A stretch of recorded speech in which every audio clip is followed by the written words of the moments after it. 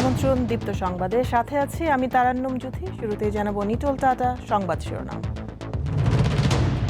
তীব্র গরমে বাড়ছে ডায়রিয়া, নিউমোনিয়া। বাইরের খাবার পরিহারের পরামর্শ বিশেষজ্ঞদের। পানি পান করতে গিয়ে ওই রাস্তার মধ্যে যে আইসক্রিম, শরবত, এই লেবুর শরবত ইত্যাদি এগুলো খাওয়া চলবে না। সহযোগিতা জোরদারে বাংলাদেশ কাতার 10টি চুক্তি সই। ঢাকায় আমিরের নামে সড়ক। প্রথম ধাপের উপজেলা নির্বাচনের প্রতীক বরাদ্দ। চতুর্থ ধাপে 55 উপজেলায় ভোট 5 জুন। এফডিসিতে সাংবাদিকদের ওপর শিল্পীদের অতর্কিত হামলার অভিযোগ, আহত 10 জন।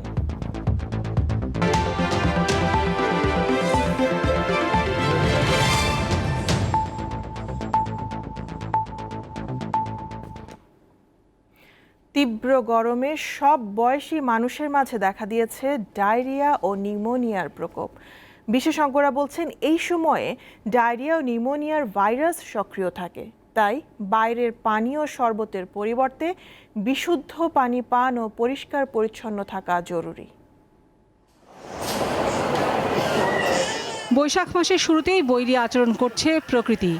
এতে শিশু থেকে বৃদ্ধ পর্যন্ত অনেকেই জ্বর, ডায়রিয়া নিয়ে হাসপাতালে ভর্তি হচ্ছেন। ট্যাবলেট দিছে, খায় একটু কমছে, করার পর সকালবেলা আরও বেশি হয়ে গেছে। এখন বর্তমান বেশি হওয়ার পর আবার ডাক্তারকে বললাম, ডাক্তার আবার সেলাইন দিল 3টা। আমার পাতলা পায়খানা হয়েছিল, তারপরে আমি এই জায়গায় আসছি মহাকালী।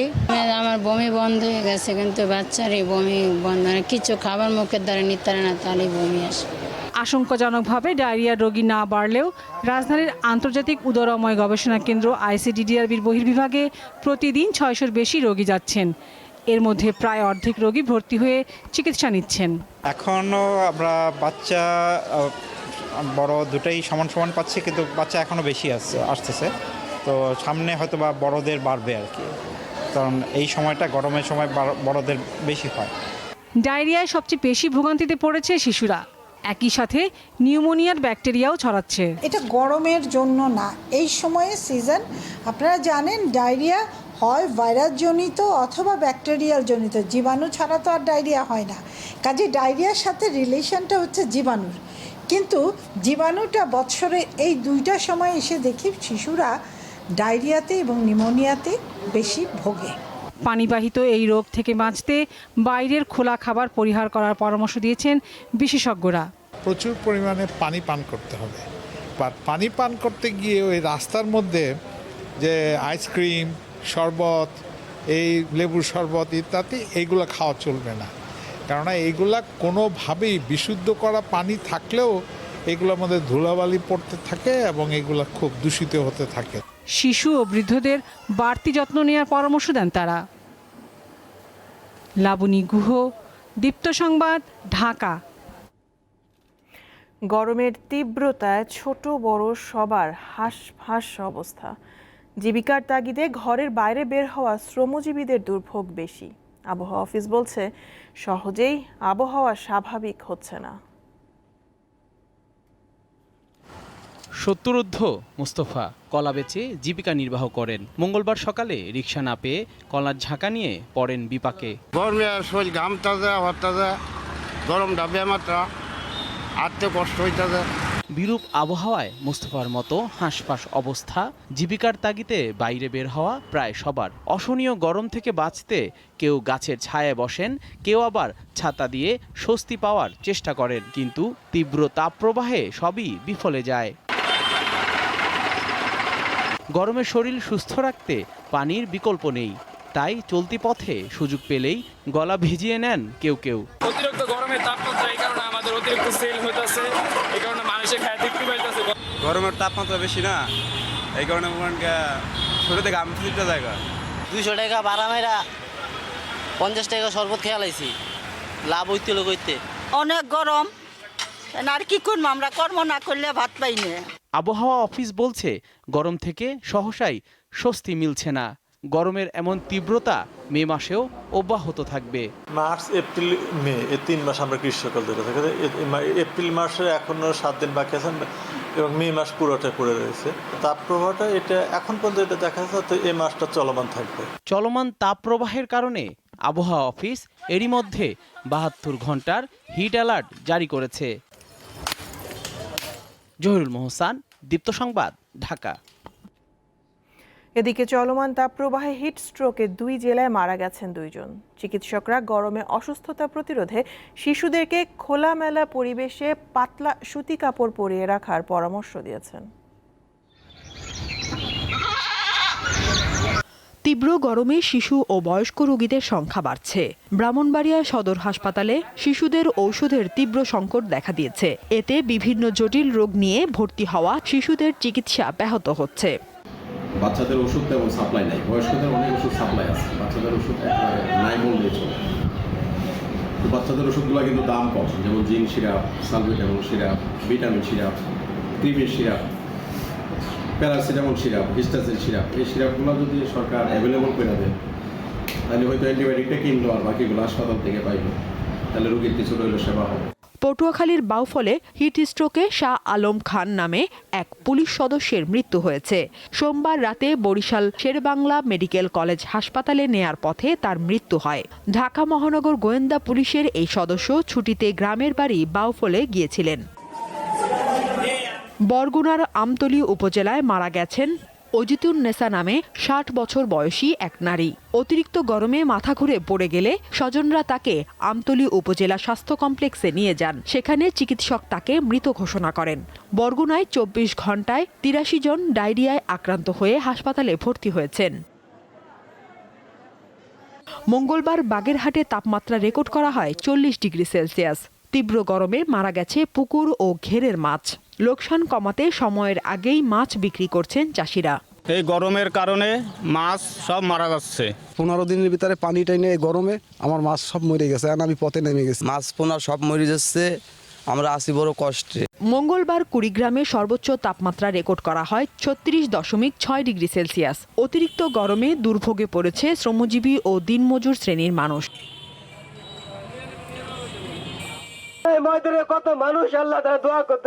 এদিকে বৃষ্টির আশায় খুলনা, কুষ্টিয়া ও চুয়াডাঙ্গা সহ বিভিন্ন স্থানে নামাজ ও দোয়া অনুষ্ঠিত হয়েছে।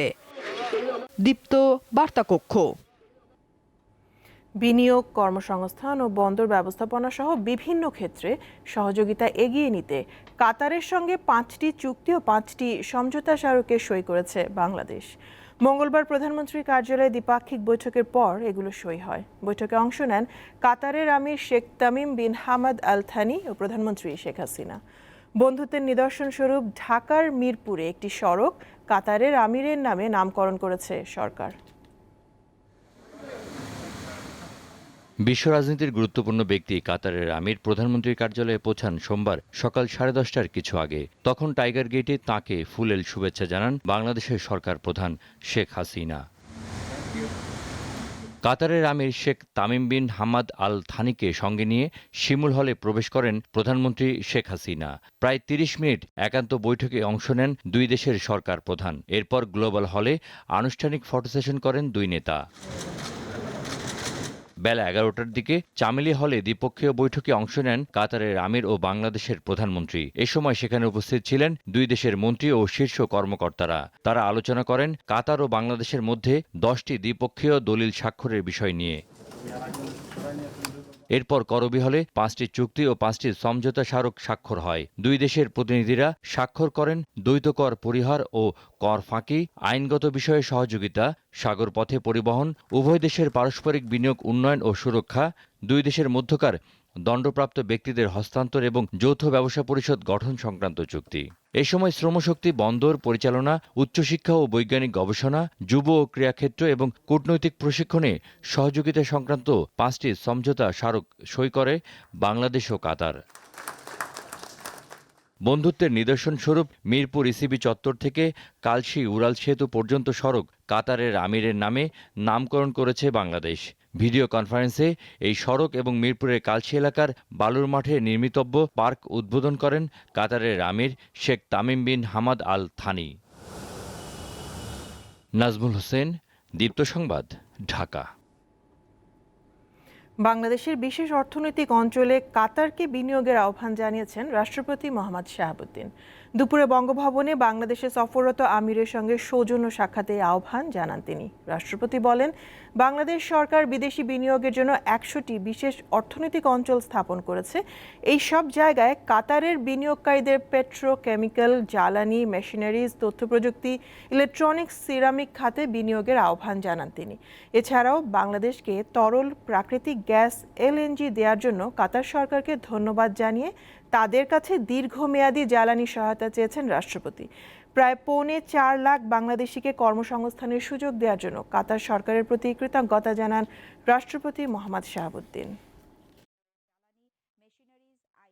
খাদ্য প্রক্রিয়াজাতকরণ সহ বাংলাদেশের বিভিন্ন খাতে বিনিয়োগ করতে কাতারের বিনিয়োগকারীদের একটি চিহ্নিত গোষ্ঠী গণতন্ত্র ও ভোটাধিকার নস্যাৎ করতে নির্বাচন বিরোধী অপতৎপরতায় নেমেছে বলে অভিযোগ করেছেন আওয়ামী লীগ সাধারণ সম্পাদক ওবায়দুল কাদের। ঐক্যবদ্ধভাবে তাদের প্রতিহত করার আহ্বান জানিয়েছেন তিনি। মঙ্গলবার রাজধানী বঙ্গবন্ধু এভিনিউয়ে জনগণকে ভোটাধিকার প্রয়োগে উৎসাহিত করতে প্রচারপত্র বিতরণ ও ঢাকা মহানগর উত্তর দক্ষিণ আওয়ামী লীগের সভাপতি ও সাধারণ সম্পাদকদের যৌথ সভায় তিনি একথা বলেন। ওবায়দুল কাদের বলেন, প্রধানমন্ত্রী উপজেলা নির্বাচনে সবাইকে ভোটের মাধ্যমে সাংবিধানিক অধিকার প্রয়োগের আহ্বান জানিয়েছেন। দেশ বিরোধী একটি অপশক্তি লাগাতারভাবে নানামুখী ষড়যন্ত্র চক্রান্ত চালিয়ে যাচ্ছে। গণতন্ত্র, শান্তি, উন্নয়ন, নির্বাচন বিরোধী এই অপশক্তির বিরুদ্ধে ঐক্যবদ্ধ প্রতিরোধ করে তুলতে হবে। প্রথম ধাপের 150টি উপজেলা নির্বাচনে প্রার্থীদের প্রতীক বরাদ্দ দেওয়া হয়েছে। মঙ্গলবার 6ষ্ঠ উপজেলা পরিষদ নির্বাচনে 4র্থ ধাপের তফসিলও ঘোষণা করেছে নির্বাচন কমিশন। 55টি উপজেলা পরিষদে 4র্থ শেষ ধাপের নির্বাচন হবে 5 জুন। সোমবার মনোনয়নপত্র প্রত্যাহারের সময় শেষ হয়। চূড়ান্ত প্রার্থীদের মধ্যে মঙ্গলবার প্রতীক বরাদ্দ দেওয়া হয়েছে। 6ষ্ঠ উপজেলা পরিষদ নির্বাচনের প্রথম ধাপে চেয়ারম্যান, ভাইস চেয়ারম্যান ও মহিলা ভাইস চেয়ারম্যান পদে বিনা প্রতিদ্বন্দ্বিতায় নির্বাচিত হয়েছেন 26 প্রার্থী। সেই তালিকায় আছেন নাটোরের সিংড়ায় অপহরণের শিকার দেলোয়ার হোসেন। বিনা প্রতিদ্বন্দ্বিতায় উপজেলা চেয়ারম্যান নির্বাচিত হয়েছেন তিনি। তবে যৌথ অভিযানের কারণে বান্দরবানের রুমা, থানচি ও রোয়াংছড়ি উপজেলার নির্বাচন স্থগিত করা হয়েছে। রাজধানীর আগারগাঁওয়ের নির্বাচন ভবনে মঙ্গলবার সকালে আইন শৃঙ্খলা বিষয়ক আন্তঃমন্ত্রণালয় সভায় এ সিদ্ধান্ত হয়। পার্বত্য জেলা বান্দরবনের 3টি উপজেলা যথা থানচি, রুমা এবং রোয়াংছড়িতে আমাদের বাংলাদেশ সেনাবাহিনী, পুলিশ, বিজিবি, র্যাব ও অন্যান্য বাহিনী সময়ের যৌথ অপারেশন চলমান রয়েছে। তাই এই অপারেশন চলমান থাকায় গোয়েন্দা সংস্থা সময়ের সুপারিশের ভিত্তিতে নির্বাচন কমিশন এই 3টি উপজেলা নির্বাচন পরবর্তীতে অনুষ্ঠান করবেন মর্মে সিদ্ধান্ত গৃহীত হয়েছে। বিকেলে নির্বাচন ভবনে এক সভায় 4র্থ ধাপের উপজেলা নির্বাচনের তফসিল ঘোষণা করা হয়। সভার পর সাংবাদিকদের ইসি সচিব জানান, 4র্থ ধাপে মনোনয়নপত্র দাখিলের শেষ সময় 9 মে আর মনোনয়ন যাচাই বাছাই 12 মে। প্রার্থিতা প্রত্যাহারের শেষ তারিখ 9 মে রবিবার, প্রতীক বরাদ্দ 20 মে সোমবার এবং ভোট গ্রহণ, যেটা আগে থেকে আপনারা জানেন যে 5 জুন 2024 তারিখ সকাল 8টা থেকে বিকেল 4টা পর্যন্ত ভোট হবে রোজ বুধবার।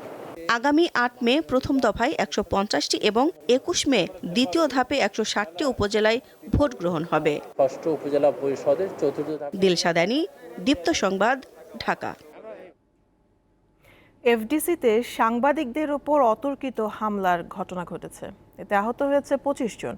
প্রত্যক্ষদর্শীরা জানান, শপথ গ্রহণ শেষে সন্ধ্যায় চিত্রনায়িকা ময়ূরীর মেয়ের সাক্ষাৎকার নিতে গেলে শিল্পীদের সঙ্গে ইউটিউবারদের কথা কাটাকাটি হয়। এক পর্যায়ে জয় চৌধুরী, শিবা শানু, আলেকজান্ডার বো সহ কয়েকজন অভিনয় শিল্পী সাংবাদিক ইউটিউবারদের ওপর হামলা করেন। এ ঘটনায় অন্তত 25 জন সাংবাদিক আহত হয়েছেন। হামলার ঘটনায় দুঃখ প্রকাশ করেছে চলচ্চিত্র শিল্পী সমিতি। যত দ্রুত সম্ভব এই ঘটনায় দায়ীদের বিরুদ্ধে ব্যবস্থা নেওয়া হবে বলে জানিয়েছে সংগঠনটি। খেলনার মোড়কে যুক্তরাষ্ট্র থেকে ডাকযোগে দেশে এসেছে গাঁজার নির্যাসযুক্ত কেক ও চকলেট। এমন একটি মাদকের চালান সহ 3 জনকে গ্রেপ্তার করেছে মাদকদ্রব্য নিয়ন্ত্রণ অধিদপ্তর। সংস্থাটি বলছে, কেক ও চকলেটের মতো খাবারে মাদক মেশানো বড় চিন্তার বিষয়। যুক্তরাষ্ট্রের ক্যালিফোর্নিয়া থেকে ডাকযোগে ঢাকায় আসে একটি পার্সেল, যা শিশুদের খেলনার মতো মোড়কে ঢাকা হয়। কিন্তু পার্সেলটির খবর পেয়ে মাদকদ্রব্য নিয়ন্ত্রণ অধিদপ্তর পরীক্ষা নিরীক্ষা চালিয়ে মাদক থাকার বিষয়টি নিশ্চিত হয়। ওই কার্টুনের ভেতরে 6টি প্যাকেট ছিল, যাতে পাওয়া যায় 1300 গ্রাম কুশ, 28 গ্রাম করে ওজনের 9টি গাজার চকলেট এবং 10টি গাজার কেক। এগুলো যুক্তরাষ্ট্রে তৈরি। পার্সেলটি পাঠানোর ক্ষেত্রে ভুয়া ঠিকানা ব্যবহার করা হলেও সঠিক মোবাইল নম্বর দেয়া হয়। মঙ্গলবার ব্রিফিংয়ে মাদকদ্রব্য নিয়ন্ত্রণ অধিদপ্তর জানায়, গ্রেপ্তার 3 জনের সাথে আরও কেউ জড়িত কিনা খতিয়ে দেখা হচ্ছে। বোঝা যায় যে কুশ তো সরাসরি ব্যবহার করে কাজে আকারে, এটার কোনো কিন্তু একটা আশঙ্কার বিষয় এবং এটা সত্যি কনসার্ন হওয়া দরকার যে কেকে যে ব্যবহার করার জন্য যে ক্যানাবিসটা তারা আনছে সেটা লিকুইড ফর্ম, তার মানে কেকে এটা ব্যবহার করছে। তিনি জানান, কেক ও চকলেটের সাথে মেশানো নতুন ধরনের এই মাদক নিয়ে ভাবতে হবে সবাইকে।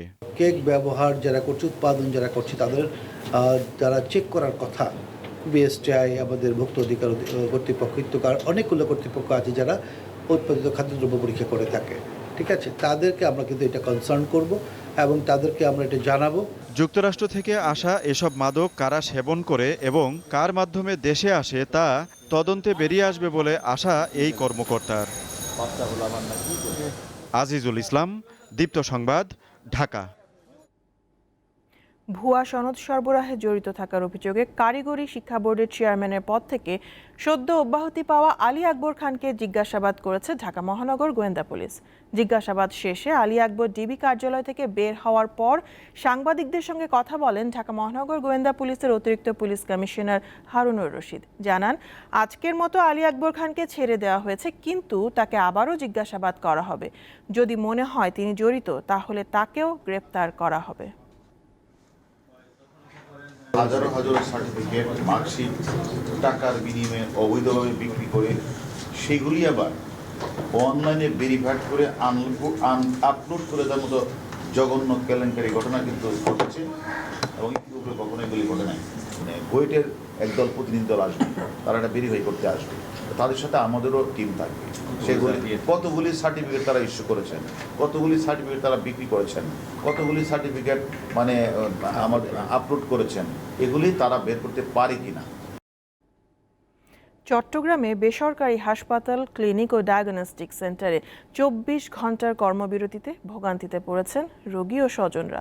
সম্প্রতি পটিয়া জেনারেল হাসপাতাল ও নগরীর মেডিকেল সেন্টারে চিকিৎসকের ওপর হামলার প্রতিবাদে চিকিৎসা সেবা বন্ধ রেখেছে বেসরকারি চিকিৎসকরা। এতে চট্টগ্রাম মেডিকেলে চাপ বেড়েছে কয়েক গুণ। ৭৫ বছর বয়সী জালাল উদ্দিন কক্সবাজারের কুতুবদিয়া থেকে জটিল সমস্যা নিয়ে মঙ্গলবার যান চট্টগ্রামের পার্ক ভিউ হাসপাতালে। সেখানে গিয়েই পড়েন চরম ভোগান্তিতে। আমাদের রোগী যে সিরিয়াস, উনি খাওয়া দাওয়া করতে পারছে, উনি বিশ্বাস অনেক কষ্ট করে এখান থেকে আনলাম, এটা আমাদের ভোগান্তি না। যারা আগে কোনো কনসালটেন্ট দেখাইতো এরকম কোনো পেশেন্ট আসতেছে না, তারা হয়তো জানে না, তারা হয়তো আসতেছে। একই অবস্থা অন্য রোগী এবং তাদের স্বজনদের। ভোর 6টা থেকে বেসরকারি হাসপাতাল এবং ক্লিনিকে চিকিৎসা না দেয়ায় এমন অবস্থা। আজকে নাকি এখানে অবরোধ, এখন আমরা রোগী নিয়ে কোথায় যাবো সেটা চিন্তা করতেছি আর কি।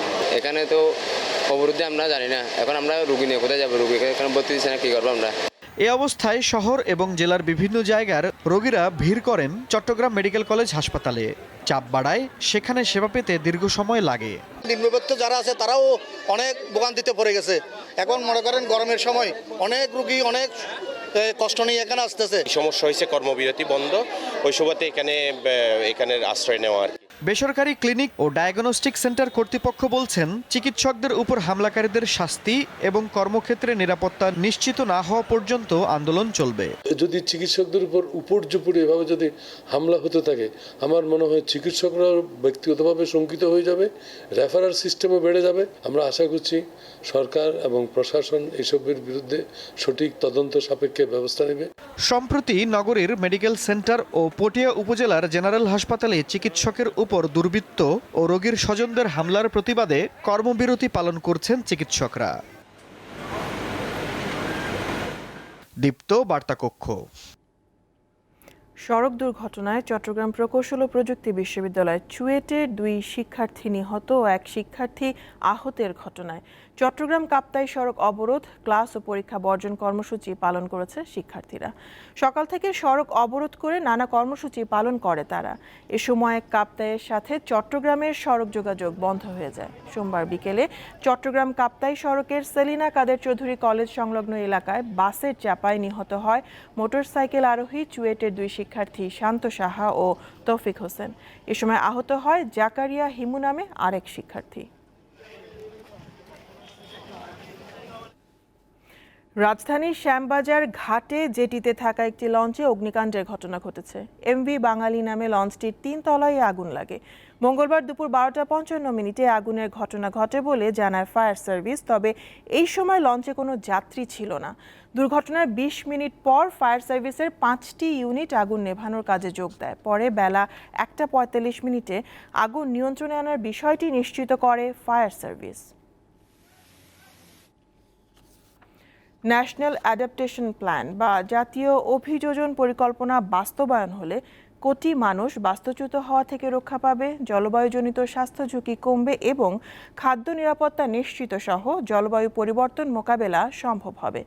রাজধানী বঙ্গবন্ধু আন্তর্জাতিক সম্মেলন কেন্দ্রে জাতিসংঘ জলবায়ু অভিযোজন সম্মেলনের 2য় দিনে এমনই নানা বিষয় উঠে আসে। বলা হয় 119টি বৈশিষ্ট্যকে বিবেচনায় রেখে তৈরি করা হয়েছে ন্যাশনাল অ্যাডাপ্টেশন প্ল্যান, যা বাস্তবায়ন করতে 2050 সালের মধ্যে বাংলাদেশের দরকার হবে $230 বিলিয়ন। এই সব তথ্য উপস্থাপনের পাশাপাশি উন্নত দেশগুলোকে অর্থ ছাড় নিশ্চিত করারও আহ্বান জানানো হয়। সম্মেলনে 23টি স্টল রয়েছে, যেখানে বিভিন্ন দেশের অভিযোজন কার্যক্রম প্রদর্শিত হচ্ছে।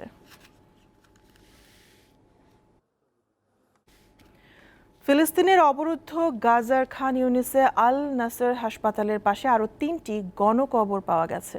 এইসব গণকবর থেকে 73টি মরদেহ উদ্ধার করা হয়েছে। এর ফলে নাসের হাসপাতালের আঙিনার 4টি গণকবর থেকে এখন পর্যন্ত উদ্ধার হওয়া মরদেহের সংখ্যা দাঁড়িয়েছে 283টিতে।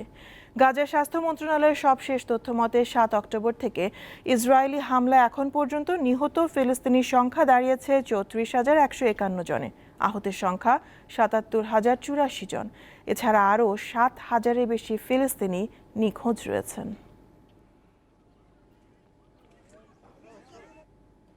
মালয়েশিয়ায় 2টি হেলিকপ্টারের মুখোমুখি সংঘর্ষে অন্তত 10 জন নিহত হয়েছে। মঙ্গলবার সকালে নৌবাহিনীর কুচকাওয়াজে অংশ নিতে সামরিক মহড়া চলাকালীন মধ্য আকাশে হেলিকপ্টার 2টির সংঘর্ষ হয়। নৌবাহিনীর এক বিবৃতিতে বলা হয়েছে, রয়্যাল মালয়েশিয়ান নেভির 90তম বর্ষপূর্তি উপলক্ষে হেলিকপ্টার 2টি একটি সামরিক মহড়ার অংশ নিয়েছিল। ধারণা করা হচ্ছে নিচে পড়ার আগে একটি হেলিকপ্টারের রটার ক্লিপে আঘাত হেনেছিল অপর হেলিকপ্টারটি। এরপরে 2টি হেলিকপ্টার বিধ্বস্ত হয়ে নিচে পড়ে। 2 হেলিকপ্টারে থাকা 10 জন ক্রুর সবাই মারা গেছেন। খেলার খবর। নতুন স্পিন কোচের আগমনের দিনই জিম্বাবুয়ের বিপক্ষে টি-20 সিরিজের প্রাথমিক দল ঘোষণা করল বিসিবি। এই দলে নাম না থাকলেও সিরিজের শেষ 2 ম্যাচে সাকিব আল হাসানকে পাওয়ার আশা নির্বাচকদের। এদিকে মুশতাক আহমেদের সাথে মঙ্গলবার যোগ দিয়েছেন অ্যানালিস্ট মহসিন শেখও। অস্ট্রেলিয়ায় ছুটি কাটিয়ে ফেরার পর মঙ্গলবার মাঠে আসেন হেড কোচ চন্ডিকা হাথুরুসিংহে। এদিন সকালে বাংলাদেশে পা দিয়ে দুপুরেই মিরপুরে যান নতুন স্পিন কোচ পাকিস্তানের সাবেক লেগ স্পিনার মুশতাক আহমেদ। সেখানে দুজনেই সেরে নেন ক্রিকেট অপারেশনস আর খেলোয়াড়দের সাথে নিজ নিজ আলোচনা ও পরিকল্পনা। অতিরিক্ত গরমের কারণে অনুশীলনে যোগ না দিলেও গণমাধ্যমকে দেখা দিয়ে যান পাকিস্তানের সাবেক এই লেগি। তখনও চমকের বাকি ছিল কিছুটা। দুপুরের পরই আইপিএল খেলতে ভারতে থাকা পেসার মুস্তাফিজ আর ব্যক্তিগত সফরে থাকা সাকিবকে বাদ দিয়েই জিম্বাবুয়ে সিরিজের প্রাথমিক দল ঘোষণা করে বিসিবি। এই দলটিকে টি-20 বিশ্বকাপের ছায়া দল বলছেন প্রধান নির্বাচক।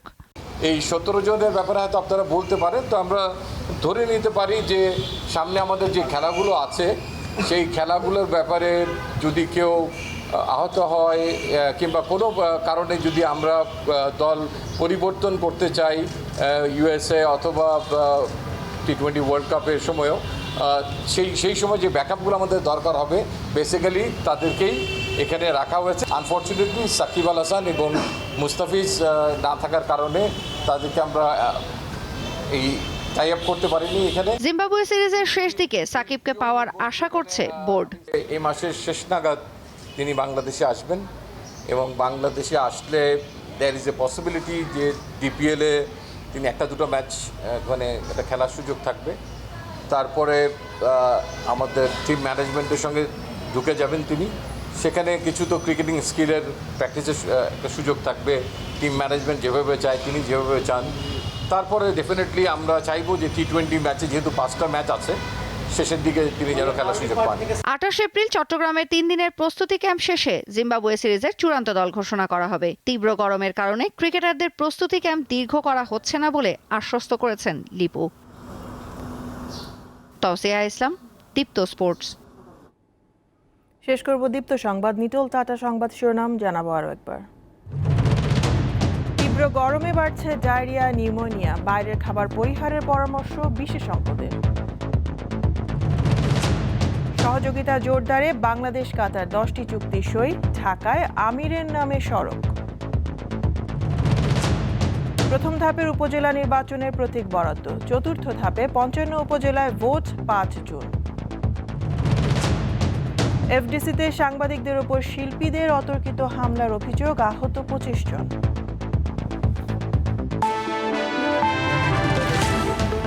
ছিল এখনকার মতন, আমি তারান্নুম জুথি বিদায় নিচ্ছি। দর্শক, আরও তথ্য বিনোদনের সংবাদ জানতে যুক্ত থাকুন দীপ্ত টিভির ডিজিটাল প্ল্যাটফর্মগুলোতে।